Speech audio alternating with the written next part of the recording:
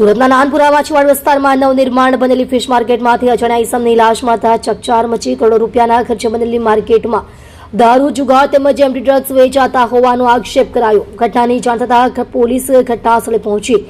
માછી સમાજ દ્વારા વારંવાર રજૂઆત કરવા છતાં પણ ફિશ માર્કેટ ચાલુ કરાવાતી નથી. સુરત મ્યુનિસિપલ કમિશનર પાસે માર્કેટ ચાલુ કરાવવા વિનંતી કરાઈ. કરોડો રૂપિયાના ખર્ચે બનેલી માર્કેટ હાલ ખંડેર હાલતમાં. છેલ્લા 13 વર્ષ તૈયાર થઈ ગયા પછી પણ અત્યાર સુધી માર્કેટ બંધ હાલતમાં. આપ જોઈ રહ્યા છો ગુજરાતની સૌથી પહેલા ખબર આપતી Surat express news channel. Director Rajesh મંગલેની સાથે. શું કહેશો આજે એક ડેડ બોડી? નમસ્કાર, મારું નામ વિક્રમ કહાર છે. હું ફિશ માર્કેટમાં જે આ એસોસિએશન છે એનો લીગલ એડવાઇઝર છું.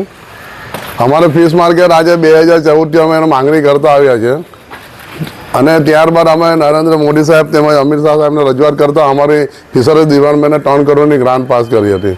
એ ગ્રાન્ટ પાસ કર્યા પછી એસએમસી દ્વારા સુરત મહાનગરપાલિકા દ્વારા માર્કેટ બનાવવામાં આવી હતી.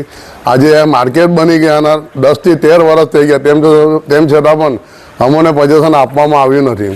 અમારી વારંવાર રજૂઆત ના થવાના કારણે તેમ છતાં પણ એ લોકો અમારી વાત પર કોઈ ધ્યાન આપતા નથી. અમે કેટલા કોર્પોરેટર પાસે જઈને, ધારાસભ્ય પાસે જઈને, કોર્પોરેશનના અધિકારીઓ પાસે જઈને વારંવાર રજૂઆત કરી છે કે ભાઈ અહીંયા ખોટા ધંધા ચાલે છે, બંધ રહી છે. રાતના લોકો દારૂ પી છે, ચરસ પી છે, ગાંજો પી છે, અહીંયા મારામારી થાય છે, રેપ થાય છે, મર્ડર થાય છે કે પછી કોઈ પણ અજાણ્યા માણસ અહીંયા આવીને રોકાય છે.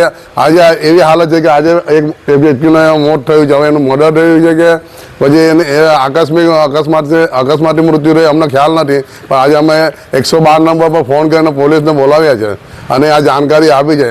એટલે મારા કોર્પોરેશનના અધિકારીઓને અને કોર્પોરેશનના કમિશનર સાહેબને એક જ મારી રિક્વેસ્ટ છે કે અમારી જે 80 દુકાનો છે અમારા વેપારીઓની, એ તાત્કાલિક ઉદ્ઘાટન કરીને અમને પોઝિશન આપે, જેના કારણે આવા ખોટા ધંધા બંધ થઈ જાય. અને કોઈ નમસ્કાર.